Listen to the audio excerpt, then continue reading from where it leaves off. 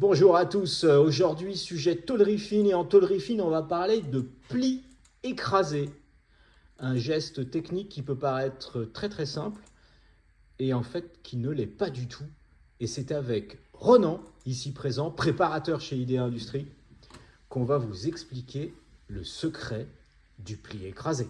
Donc alors on a deux possibilités. Il y a soit le client qui nous fournit un step de la pièce en 3D, donc qu'on peut importer directement dans notre logiciel, ou alors on peut partir directement de rien du tout, Ce qui est souvent le cas d'ailleurs. voilà, de plans, et puis de plans en PDF, et ensuite créer à partir du PDF une pièce en 3D qui va nous permettre de mieux visualiser. Ok, donc là on crée le dessin de la pièce souhaitée par le client. Donc on part sur une bande de 50 mm par 2 mètres. Ok, généralement c'est utilisé dans quel genre de circonstances ce genre de pièce? Ça c'est pour des profilés, pour des cabines à l'intérieur des bateaux. D'accord.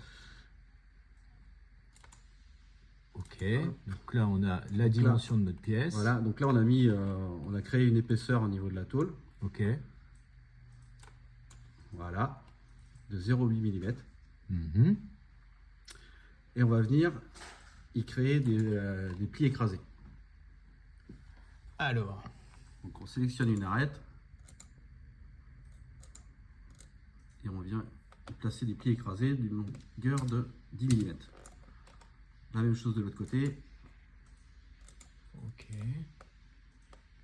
Oui, souvent c'est symétrique. Quand on le fait d'un côté, on le fait de l'autre. En tout cas sur Non, les pas pièces. forcément, ça dépend du profil. Ok. Il peut, sur certaines pièces, il y a un pli au milieu, en type cornière un peu, quoi. Oui. Voilà, une fois que c'est fait, là c'est au plus simple, hein, au basique. Mhm. Donc on l'enregistre. Et en fait, on va la passer après dans la TechZone Ben. Donc en fait, ça c'est le logiciel qui va nous permettre de créer le programme de pliage et ensuite de l'envoyer sur nos machines à l'atelier. Ok.